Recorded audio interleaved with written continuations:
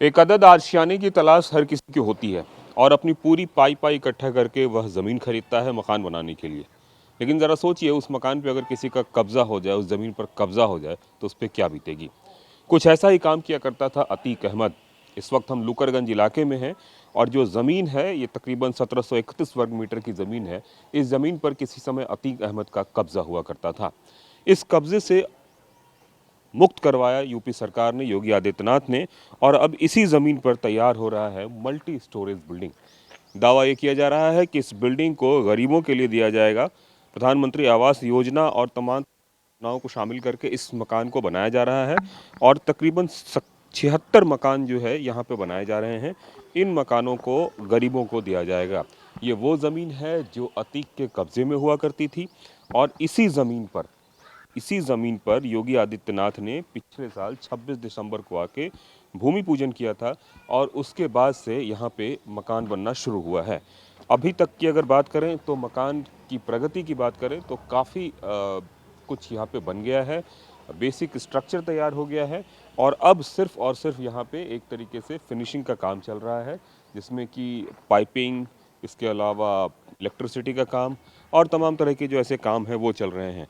आइए एक बार हम देखते हैं मकान की क्या स्थिति है और क्या-क्या मकान में बना है और किस तरीके से इसका स्ट्रक्चर है। अगर हम मकान की बात करें तो इस मकान में पूरे जो मकान है वो 1 बीएचके का है और गरीबों के लिए जो है इसको ख़ास तौर पे बनाया गया है और इसकी कीमत जो है अभी तक जो बताया जा रहा है वो तकरीबन 3.5 लाख के आसपास होगी। सरकार इसमें एक तरह से सब्सिडी देगी और उस सब्सिडी के तहत जो है ये मकान बनाया जा रहा है। अब देखिए, मकान के स्ट्रक्चर की अगर बात करते हैं तो 1 बीएचके के आस ये मकान होगा और इसमें ये देखिए, आप आते हैं तो सबसे पहले आपको एक बेडरूम मिलेगा। एक सबसे पहले आपको ये हॉल मिलेगा, जिस हॉल में आप रह सकते हैं। रहने की बात जो लिविंग एरिया खास करके हम लोग कहते हैं वो हॉल होगा। हॉल के साथ साथ एक आपका बेडरूम होगा, एक किचन होगा और एक छोटा सा बालकनी का भी एरिया यहाँ पे दिया गया है। जैसे कि इस एरिया की अगर हम बात करें तो बालकनी होगा और साथ में एक किचन भी होगा और वॉशरूम भी होगा। तो जो ईडब्ल्यूएस इकोनॉमिक वीकर सेक्शन की कैटेगरी के मकान होते हैं, उस मकान को यहाँ पे बनाया गया है और उसके तहत ये सारे का सारा मकान है। अगर हम फिर से बात करें तो पूरे मकान की अगर बात करें तो 1 बीएचके के कॉन्सेप्ट पे इसको बनाया गया है और गरीबों के लिए ख़ास तौर पे ये मकान बनाया गया है, जिसके तहत इस मकान में उस सारी व्यवस्था की गई है। और फिलहाल ये मकान तकरीबन बन के तैयार है। जैसे कि जब बन जाएगा तो कुछ इस स्लैब में होगा, कुछ इस शेप में होगा। जैसे कि एक कमरा होगा, दूसरे कमरे में दूसरा किचन होगा और तीसरा जो है एक साफ्ट एरिया होगा और एक थोड़ा सा ओपन एरिया होगा, जिस एरिया में आप यहाँ पे कुछ भी कर सकते हैं।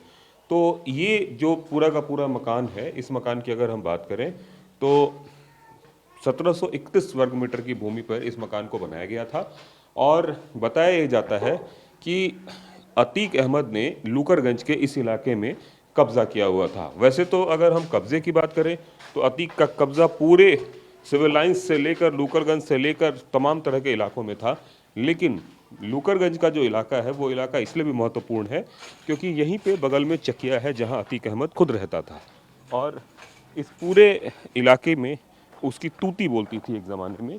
और सरकार ने इस पूरे सिस्टम को जो है डेवलप किया और डेवलप करने के बाद अब जाके जो है यहाँ पे मकान बनना एक तरह से पूरा कंप्लीट हो गया है। फिनिशिंग का काम चल रहा है और बहुत ही मॉडर्न तरीके से इसे बनाया जा रहा है।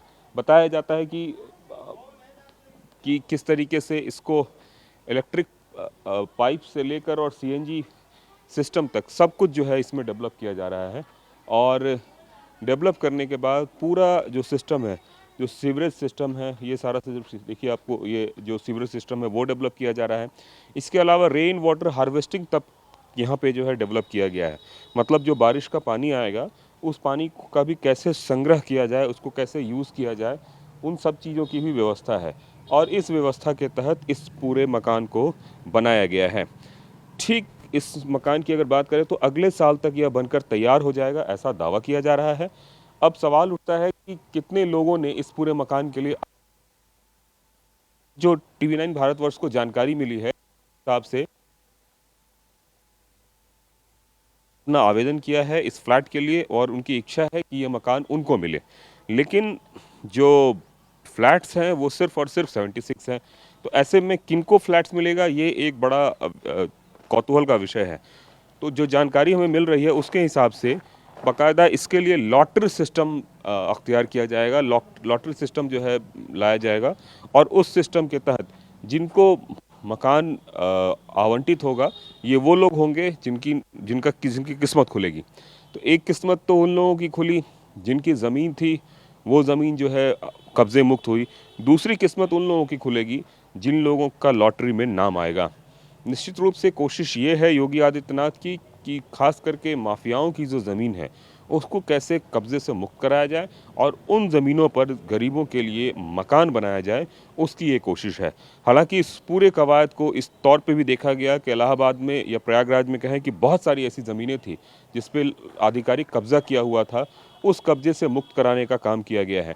आइए अब देखते हैं इस पूरे मामले में जो पूरा का तबका है खास करके लोगों का, वो एक ऐसा तबका है जिन्होंने इस पूरे ज़मीन के कब्ज़े को देखा। स्थानीय लोग हैं, उनसे भी बात करने की कोशिश करते हैं। सर, ये आप लोगों ने देखा किस तरीके से ये मकान बन रहा है गरीबों के लिए? बहुत ही अच्छा बन रहा है। हाँ, बहुत ही अच्छा बन रहा है। बहुत योगी जी के इसके लिए कोट कोट धन्यवाद। कभी उम्मीद थी कि ये कब्जे वाली ज़मीन पे कभी कोई मकान नहीं बन अभी तो पाएगा? हम इस पुश्तैनी यहाँ के निवासी नहीं है, लेकिन योगी जी की देन है और क्या कहेंगे। योगी जी के इसके लिए कोट कोट धन्यवाद। ऊपर वाला करे 22 भी रिपीट हो योगी जी का। अभी कब तक, अगले साल तक बनकर तैयार हो नहीं, जाएगा? 2 महीने में। 2 महीने में हाँ, बनकर तैयार हो ओनली जाएगा। For 2 month. अच्छा। और कहते हैं कि 76 जो है वो मकान हाँ, बनेगा 76। और 6,500 लोगों ने इसके लिए अप्लाई कर हाँ, दिया है। 6400। हाँ हाँ हाँ। हाँ, तो लोगों की इच्छा है कि ज़्यादा से ज़्यादा जो है मतलब जल्दी से जल्दी इसमें शिफ्ट कर सकें। हाँ, वो तो 2 महीने में हो जाएगा। बरसात से जुलाई तक लोग शिफ्ट हो जाएंगे। लोग शिफ्ट हो जाएंगे। हाँ, यस। अच्छा, तो आपको अब लग रहा है कि इस तरीके से जो है एक जनता के बीच पॉजिटिव मैसेज जाएगा कम से कम। हाँ, हो तो जाएगा ही। किस यहाँ पे पहले क्या था इस ज़मीन पे? ये जमीन पे बंगला था किसी क्रिश्चियन का। हम्म। डेविड कोई क्रिश्चियन थे, लोग कहते हैं उन्हीं का है। हम्म। पहले हम जीरो रोड की तरफ रहते थे ना अच्छा, तो सर। उस डेविड के ज़मीन को जो है किसी और ने कब्जा लिया है। हाँ, वो तो ऊपर वाला जाने। तो निश्चित रूप से कब्जे की हुई ज़मीन को सबसे पहले मुक्त कराया गया और मुक्त कराने के बाद इस तरीके से फ्लैट बनाया गया और ये फ्लैट किसी और ने नहीं बल्कि सरकार ने बनाना शुरू किया है और रिकॉर्ड समय में बनकर तैयार हुआ है। सबसे बड़ी बात यह है कि अमूमन देखा जाता है कि सरकारी काम में बहुत देरी लगती है, लेकिन इस फ्लैट की अगर बात करें तो इसमें बिना देरी के एक तरीके से काम किया गया और अब जो बताया जा रहा है कि बहुत जल्दी ही इसको बनकर तैयार कर लिया जाएगा और अब जनता को समर्पित किया जा रहा है। कैमरामैन विजय ममगइन के साथ कुमार कुंदन, टीवी 9 भारतवर्ष, प्रयागराज।